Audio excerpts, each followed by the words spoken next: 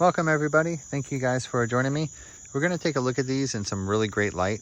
This light is excellent to look at these artifacts in, and we can see the squirrel motif, or the squirrel girl motif is what we've been calling it. Her outline of her face right here with her little button nose, and then the carving, you see the circle. Get the line perfect there. That little circle there is her eye. And there's a similarity between the forehead and the angle of the nose, of course, and the of all of them, and we have over 13 of these now that are very defined, and you can see this one represented as well. This one actually has a painted in eye with that same straight back hair, and I kind of put them closer to the camera there so you can really see the light and the paint that's on these white pieces of crystal, and both of these motifs kind of right next to each other. So take a good look, guys. I don't think have to explain the whole thing to you guys. You've seen these before, and so we're just going to breeze over them and kind of quickly move on to our next artifact here, which is the back. Oh, we lost our pointer, but that's okay. And this is the back of our fella here, which I think really comes out well in the light. Of course, we can face him at us, but if you're not seeing him, pardon me here, grab our pen. Of course, his eye, and if you look at the stripes, see how the stripes are kind of blocky. You can see how these are feathers actually coming down from this. He has a shaded in cheekbone as well. So I think he comes out really well in the light. Of course, the portrait's in white if you guys aren't seeing it, just in this section. Looking to the left. And, you know, his lips are represented, of course, with a little bit of shade. This is all ochre paint. Ochre paint is created by crushing up iron. Of course, there's a right side profile as well. And when we tilt this profile, you can really see it come out very well. And further extreme angles will produce other images. And of course upside down as well. But that headdress, you see how the face is a different color. It's separated by this line here, and the rest of this is yellow. On the top of here is a bird, but you're not going to be able to see the bird probably just yet. The bird is represented with a round head and its eye right here, and just that little gray spot. And so that is how detailed these are. They're incredibly detailed. Let's go ahead and even zoom in on this face just a little bit closer so that you can see around the eye, if we can get it focused again for us there. We have little tiny eyelashes, little lines that are coming up. See these lines? So as we tilt this, you can see how the portrait of the face comes out rather well. So I try not to zoom in too much for you guys, but I think in this case it's showing you a little more than what it normally does because of the light. So let's go ahead and flip this statue upside down. And I guess the first one we should look at is this one. So following this outline here, we can see that there's a portrait facing to the left with the lines coming out of the eye. So if you look where the eye is, you see these little lines coming out of it. So our eye is right here. Tilting the stone to get the perfectly proportioned face. You can see how the nose comes down, and then our mouth will be depicted there. There's a little bit of a ridge, which they often do in the eye. So let's go ahead and look at this far left one, which is kind of the one that I have drawn out here. It's almost just kind of a symbol, but this big diamond shape is an eye, and we can do different things with it. I see something going on right here in the white.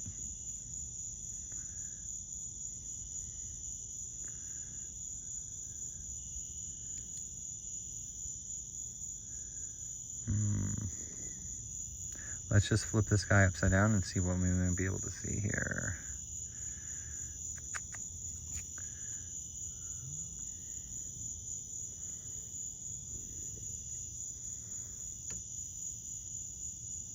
Not too much, from what I can tell.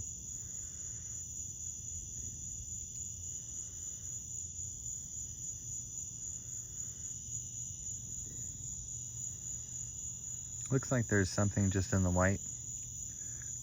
I have something in the background there, but interesting. Just a little surface image as well, just on the white. That's what that little mark was. So right here, there's an eye. You can see the orange spot. If you look closely, there's little tiny lines coming back down from there. And just a little mouth, you can see the line for it, and the chin, of course. This looks kind of like an alien or something, huh? But you start to realize is that these are intentional. You can just flip faces around on these like this, and it's meant to be. So I am definitely babbling, and this is going to be a long one. I'll probably put this on the shorts channel, just because it's late. It's dark. So this one is drawn out over here on the left. Take a quick look at its depiction. You start to see the diamond, this big eye on the, I'll show it to you right now. So if we look inside of this, so sorry. You'll notice inside the carving there's a circle in the middle, and there's actually little lines coming out, especially when we tilt it. You may not be able to see it just yet. I'm having trouble as well. But there's also a circle for an eye right here for the character with a recessed face. But you see this odd shape. So there's going to be some different things. It's going to have to come at extreme angles. I guess the easiest one to see on this stone is the bird. So when you're facing to the right with the bird,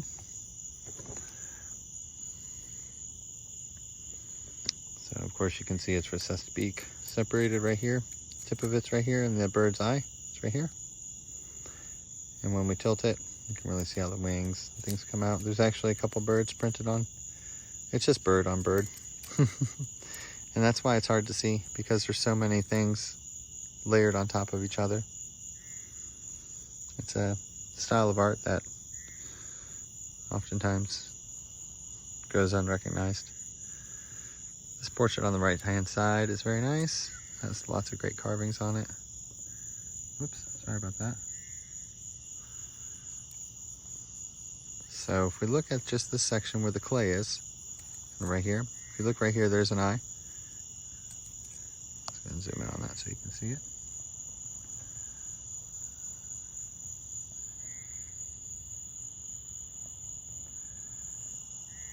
There's some crazy symbols and things that are going on at the top here. You can see all these waves. Who knows?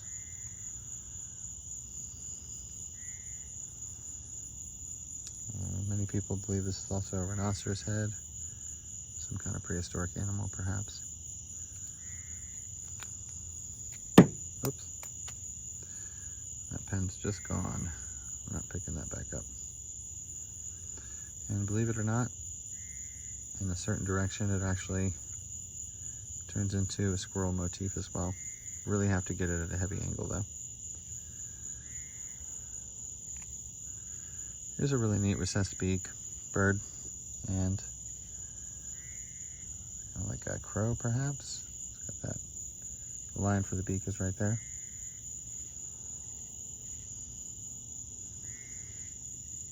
I'm thinking that the bird is probably on the top of somebody's head. Probably on the top of this person's head facing the other way. I see a large symbol here.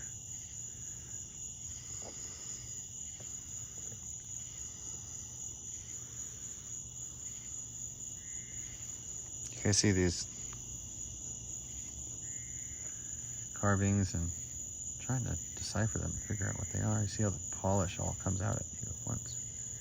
They polish certain levels so that they would shine at the same side, like the same time. They'd have the same flat angle here as they would maybe here. Different areas of the stone would be highlighted. Curious piece. I think we see, we're just looking at the white.